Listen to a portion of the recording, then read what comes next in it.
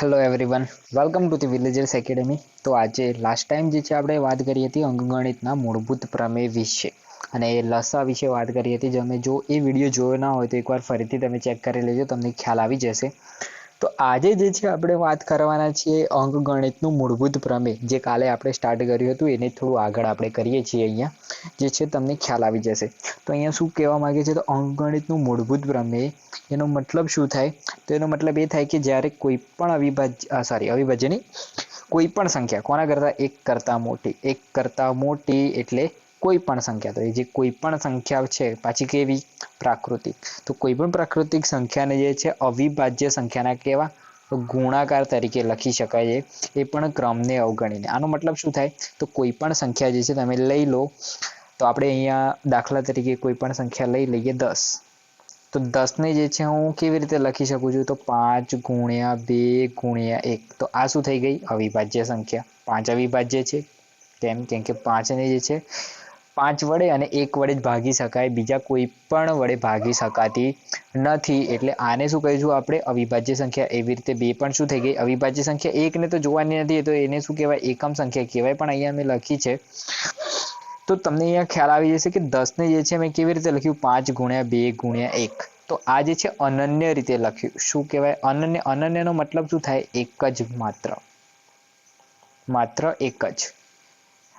તો એનો મતલબ શું થાય કે આ જે સંખ્યા લખી છે ગુણાકાર તરીકે, એ શું દર્શાવે છે? તો એ ખાલી 10 ને જ દર્શાવે, બીજી કોઈ સંખ્યાને દર્શાવે નહીં. જેમ કે અહીંયા આપણે લખી દઈએ 12. તો 12 ને કેવી રીતે લખાય? તો 2 ગુણ્યા 3 ગુણ્યા 2 લખાય. 3 દુ 6 અને 2 12. બરાબર. તો 12 ને જે છે જુઓ, અહીંયા ક્રમને જોયા વગર મેં લખ્યું છે. તો આપણે આવી રીતે પણ લખી શકીએ, હું આવી રીતે પણ લખી શકું છું, અથવા તો મારે આને 2 ગુણ્યા 2 ગુણ્યા 3 આવી રીતે લખવું હોય તો પણ હું લખી શકું છું. તો આ જે સંખ્યા હતી કઈ? વિભાજ્ય સંખ્યા. કેવી? પ્રાકૃતિક. અને પાછી કેવી? વિભાજ્ય સંખ્યા. એને મેં કેવી રીતે લખી દીધી? તો એને જે છે મેં પ્રાકૃતિક સંખ્યામાં જ લખી છે, પણ કેવી રીતે? તો અવિભાજ્ય સંખ્યાઓના સ્વરૂપમાં. તો આ જે છે આને શું કહેવાય? તો આને કહેવાય મૂળભૂત પ્રમેય. શું કહેવાય?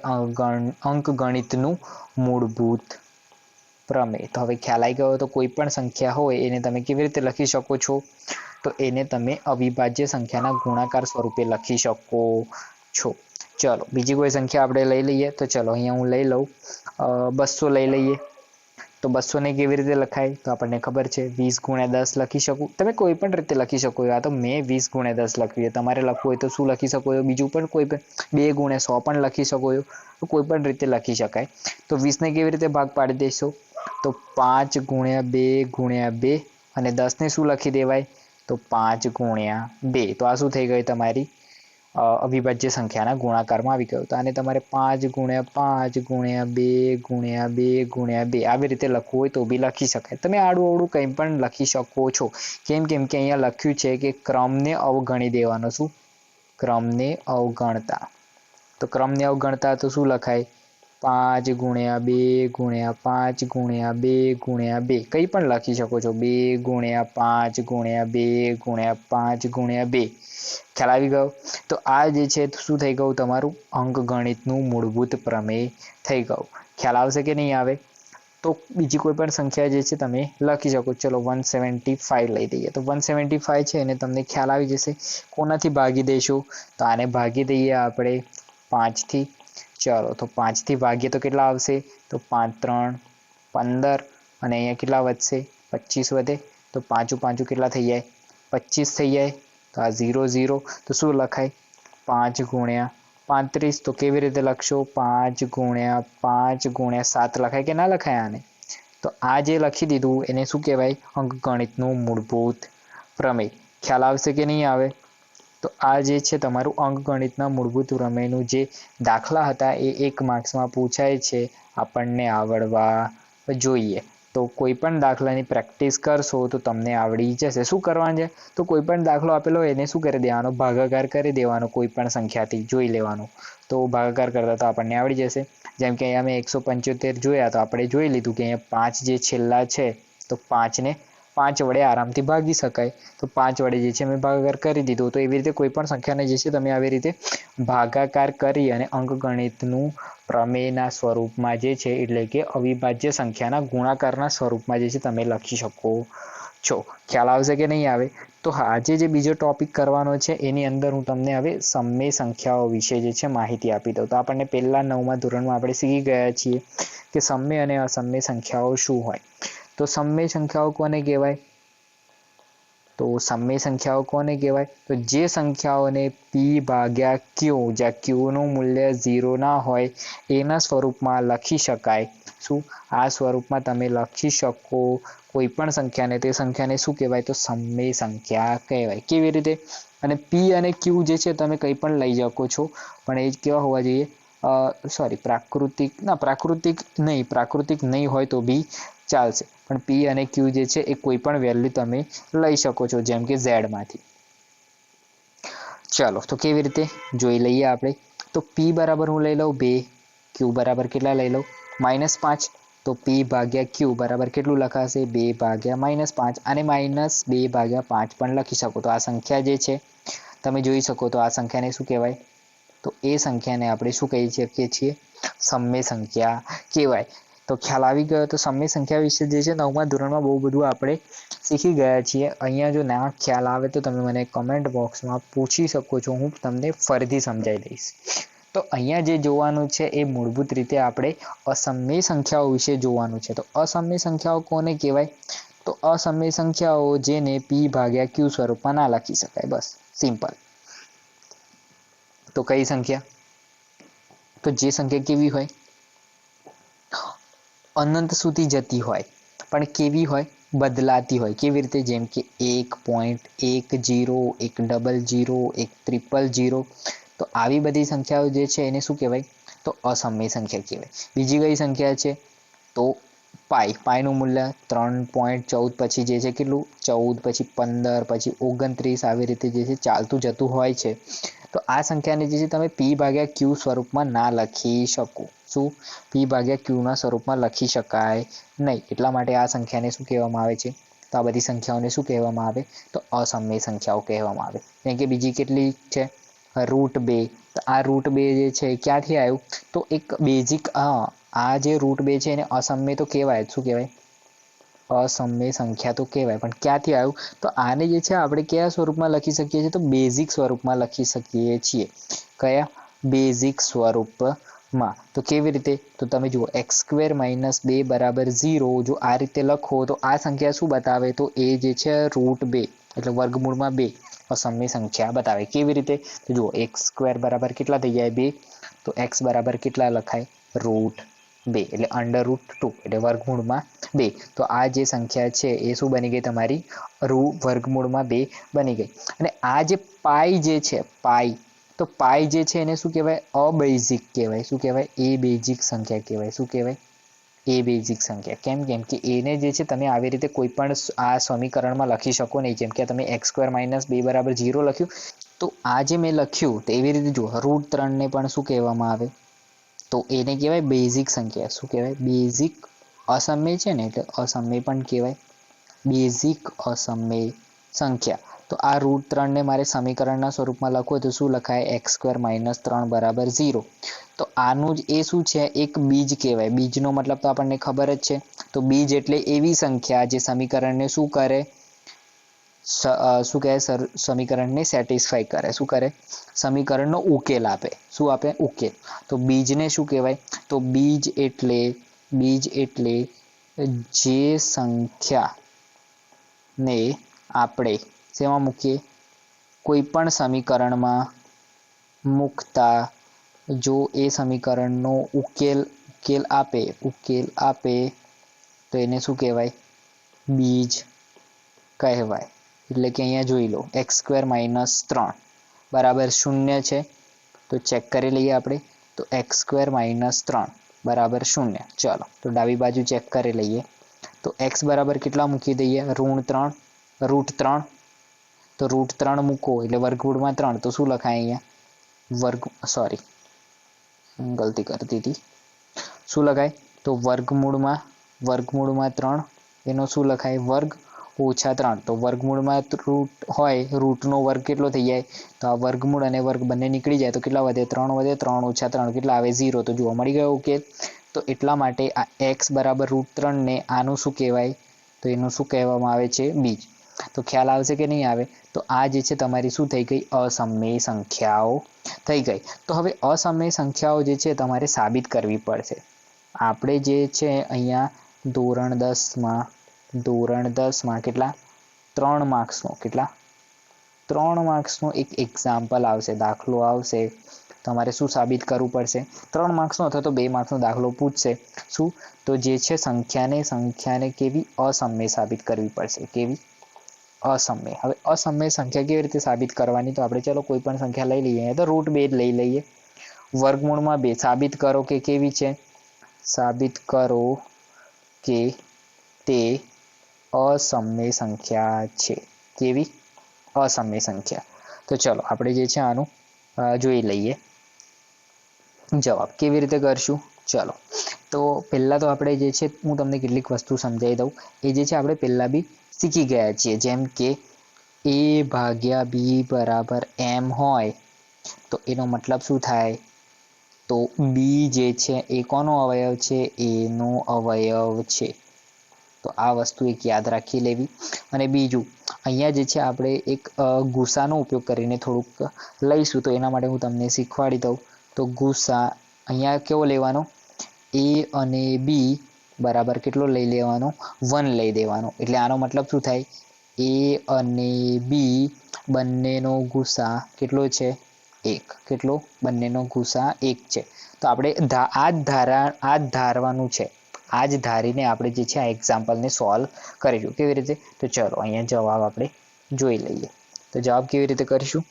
તો ધારો કે √2 એ કેવી છે? સમય સંખ્યા છે. આપણે ધારી છે બરાબર. સમય સંખ્યા નથી, પણ અહીંયા આપણે ધારીને કરતા હોઈએ છીએ.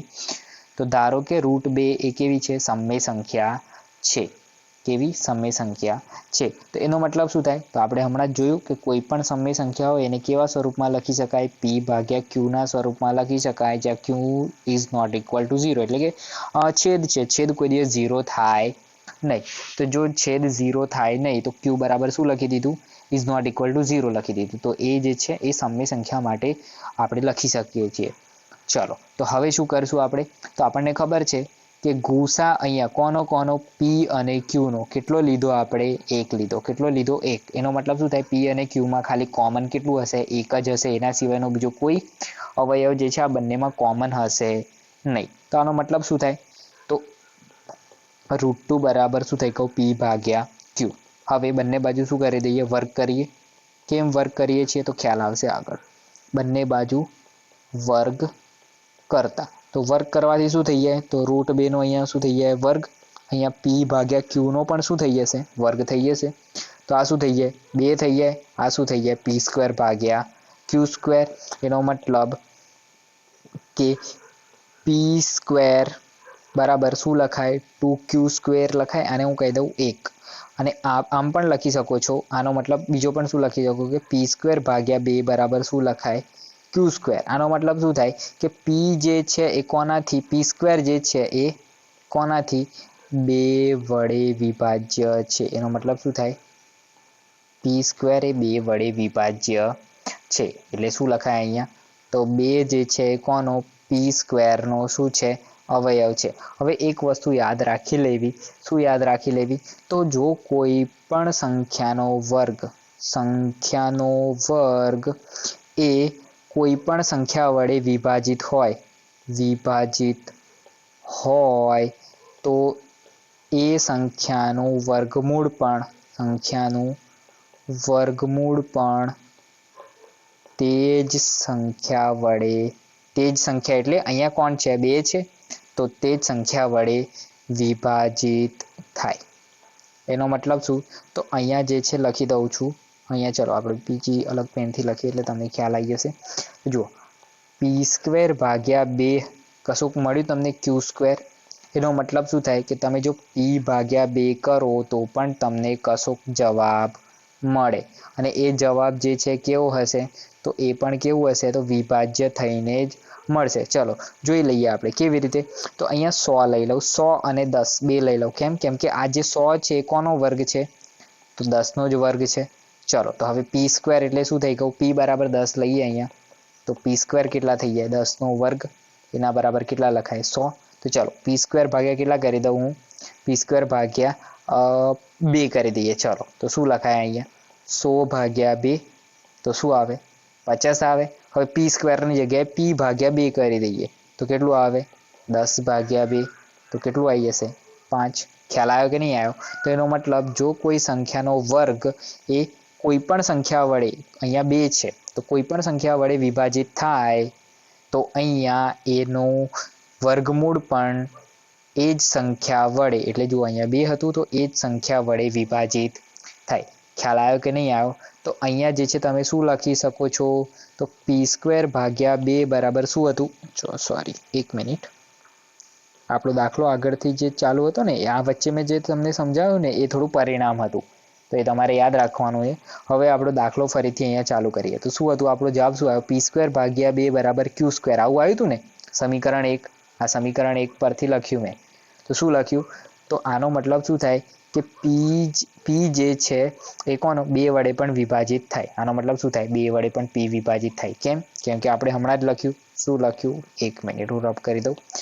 આપણે શું લખ્યું કે 2 જે છે કોનો અવયવ છે, પી સ્ક્વેરનો અવયવ છે, તો 2 એ કોનો, પીનો પણ અવયવ હોય. અહીંયા જોયું ને આપણે, આ જુઓ પી સ્ક્વેર ભાગ્યા 2 કોનાથી ડિવાઈડ હતા, તો 50 મળી ગયા. તો અહીંયા પી ભાગ્યા 2 કરો તો કેટલા મળી ગયા, 5. તો બંનેમાં જુઓ પી સ્ક્વેર અને પી બંનેનું જે છે 2 વડે વિભાજન થાય છે કે નથી, મતલબ ડિવિઝન થાય છે કે નથી થતું, તો થાય છે. તો અહીંયા જે છે તમે એ લખી શકો છો. તો ચલો હવે આ જો પી સ્ક્વેર ભાગ્યા 2 કર્યું એટલે પી સ્ક્વેર એટલે 100 ભાગ્યા 2 કર્યું તો કેટલા મળ્યા, 50 મળ્યા. અહીંયા પી ભાગ્યા 2 એટલે 10 ભાગ્યા 2 કર્યા તો 5 મળ્યા. તો આને હું જે છે ક્યુ કહી દઉં કોઈ, તો આને જે છે શું કહી શકું, મેં આર કહી શકું, કેમ કે બંને વેલ્યુ કેવી છે, અલગ અલગ છે. તો જો અહીંયા શું લખાય, તો અહીંયા લખાય પી ભાગ્યા 2 બરાબર શું લખી દઉં, આર લખી દઉં મેં. તો મારાથી શું લખાય, પી બરાબર 2r લખાય. હવે શું કરીએ છીએ, તો બંને બાજુ વર્ગ કરતા, શું કરતા, બંને બાજુ વર્ગ કરતા. હવે બંને બાજુ વર્ગ કરવાની કેમ જરૂર પડી, કેમ કે સમીકરણ 1 પરથી જે છે તમે ક્યુ વચ્ચેનો સંબંધ જે છે અહીંયા સાબિત કરી શકો એટલા માટે. તો બંને બાજુ વર્ગ કરીએ તો શું થઈ જાય, અહીંયા પી સ્ક્વેર, અહીંયા શું થઈ જાય 2r નો વર્ગ. તો અહીંયા શું આવે પી સ્ક્વેર, અહીંયા કેટલા આવી જાય 4r નો વર્ગ. હવે આપણે જોયું કે સમીકરણ 1 પરથી પી સ્ક્વેર બરાબર શું લખાય, તો ક્યુ સ્ક્વેર લખાય કે ના લખાય, લખાય ને, હમણાં જોયું ને, પી સ્ક્વેર બરાબર, સોરી ક્યુ સ્ક્વેર નહીં, પી સ્ક્વેર બરાબર શું લખાય, તો પી સ્ક્વેર બરાબર 2q સ્ક્વેર લખાય. કેટલા લખાય, 2q સ્ક્વેર, ગલતી કરી દીધી, અહીંયા કેટલા આવે 2 આવે. તો હવે થઈ ગયું કમ્પ્લીટ. ચાલો તો હવે જોઈએ, તો ક્યુ સ્ક્વેર બરાબર શું લખાય, તો 2q સ્ક્વેર ભાગ્યા અહીંયા 4 આ બાજુ લઈ લઈએ તો આ બાજુ શું વધે, આ 4 જે છે આપણે અહીંયા છેદમાં લઈ લીધા તો અહીંયા શું વધે, r સ્ક્વેર વધે. તો અહીંયા શું વધશે, ક્યુ સ્ક્વેર ભાગ્યા 2, કેમ કે 2 કેટલા થઈ જાય 4 થઈ જાય, તો અહીંયા શું જવાબ આવે r સ્ક્વેર. તો અહીંયા બી જોઈ લો, આનો મતલબ શું થાય, આનો મતલબ એ થાય કે 2 જે છે કોનો અવયવ છે, ક્યુ સ્ક્વેરનો. તો હમણાં ઉપર જોયું એવી રીતે 2 કોનો અવયવ થાય, ક્યુનો પણ અવયવ થાય. તો અહીંયા જુઓ, હમણાં શું સાબિત કર્યું અહીંયા આપણે કે પી જે છે 2 જે છે કોનો અવયવ છે, પી નો અવયવ છે. 2 પાછો કોનો અવયવ છે, ક્યુનો પણ અવયવ છે. તો અહીંયા શું લખો તમે, 2 એટલે 2 એ કોનો, પી અને ક્યુ બંનેનો શું છે અવયવ. પણ આપણે આગળ સાબિત કરવાનું ચાલુ કરીએ એના પહેલા જ આપણે શું લખ્યું હતું, શું લખ્યું કે પી અને ક્યુ બંનેમાં કોમન તો કેટલું હોય, ખાલી એક જ હોય. અહીંયા આપણે જે જોયું સાબિત કરતા પહેલા, શું સાબિત કરવા પહેલા શું લીધું હતું, તો જ્યારે પણ સાબિત કર્યું આપણે શું ધારવાનું કર્યું, શું ધાર્યું કે વર્ગમૂળમાં 2 એ સમય સંખ્યા છે. તો એ વખતે જ આપણે શું ધાર્યું હતું કે એ બંને પી અને ક્યુ વચ્ચે કેટલું, તો માત્ર કેટલું હોય, એક જ જે છે તમારો શું હોય, તો ગુસા તરીકે હોય. એ આપણે ધાર્યું હતું. પણ અહીંયા જુઓ, એ ધારણ કર્યું હતું તો એ આવવું જોઈએ ને, એના સિવાય તો આ તો ઊંધું આવી ગયું. આનો મતલબ શું થાય કે ગુસા પી ક્યુ બંનેનો કેટલો આવે, 2 આવે. તો આ જે સમીકરણ 2 મળ્યું એને હું શું કહી દઉં, સમીકરણ 2 એ કોનાથી? સમીકરણ 1 થી શું કરે છે? તો વિરોધાભાસ. કેમ કે ઊંધું થાય છે ને, તો વિરોધાભાસ કરે છે. તેથી આપણે જે ધાર્યું હતું એ શું હતું?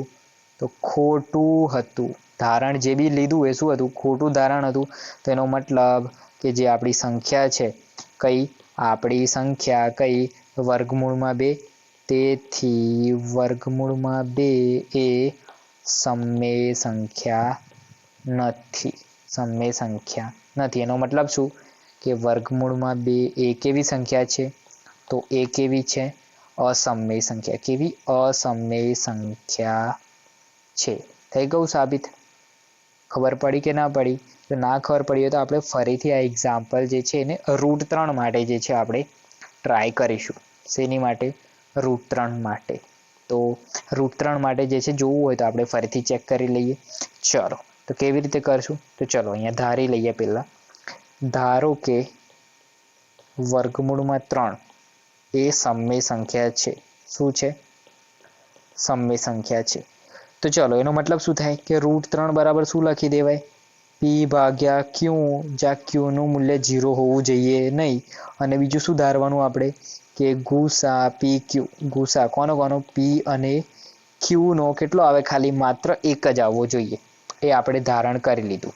ચલો, હવે શું કરીએ? અહીંયા બંને બાજુ વર્ગ કરી દેવાનું. પહેલાં તો શું કરવાનું? બંને બાજુ વર્ગ કરતા. તો બંને બાજુ વર્ગ કરીએ તો શું થઈ જાય?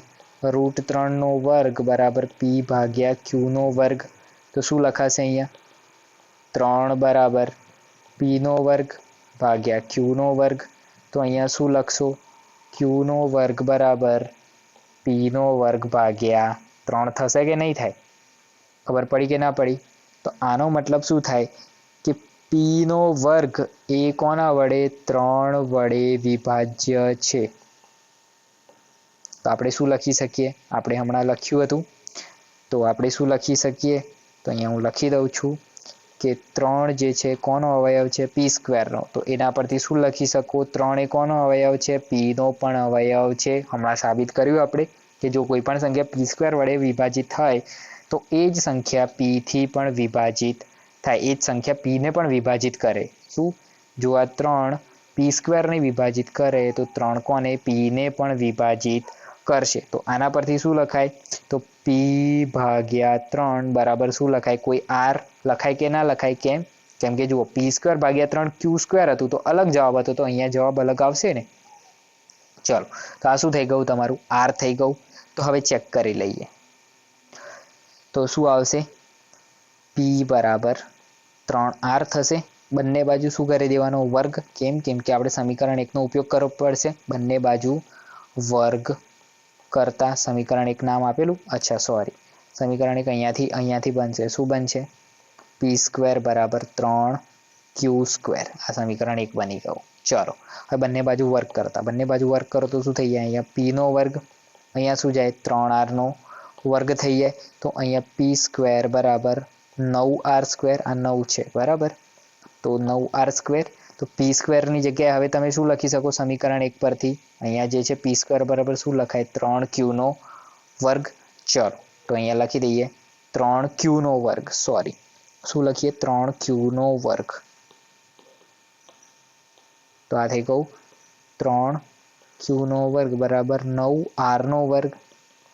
તો 3Qનો વર્ગ ભાગ્યા 9 કરી દઉં તો અહીંયા શું વધે? આર સ્ક્વેર વધે ખાલી. તો 3 તાલી 9 તો ઉડી જશે. તો શું વધે? અહીંયા ક્યુ સ્ક્વેર ભાગ્યા 3 બરાબર આર સ્ક્વેર. આનો મતલબ શું થાય હવે? તો આનો મતલબ જે છે પાછું આપણે લખી શકીએ કે 3 જે છે કોનો? ક્યુ સ્ક્વેરનો અવયવ હોવાથી 3 એ ક્યુનો પણ અવયવ છે. તો આનો મતલબ શું થાય? કે પી અને ક્યુ બંનેનો ગુસા કેટલો આવે? 3 આવે કે ના આવે? કેમ કે આ જુઓ સમીકરણ, આ 3 ક્યુ મળી ગયું, આ 3 પી મળી ગયું. શું મળ્યું તમને? 3 પી. તો આ બંને જે રાઉન્ડ કરે એના પરથી શું લખી શકો? ગુસા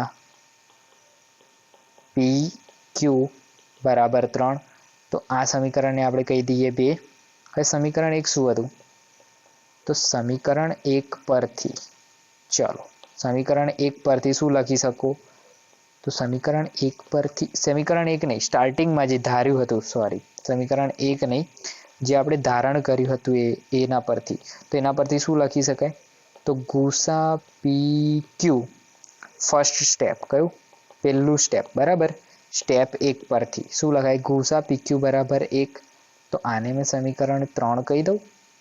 તો ચલો, તો સમીકરણ 2 અને 3 ને સરખાવતા.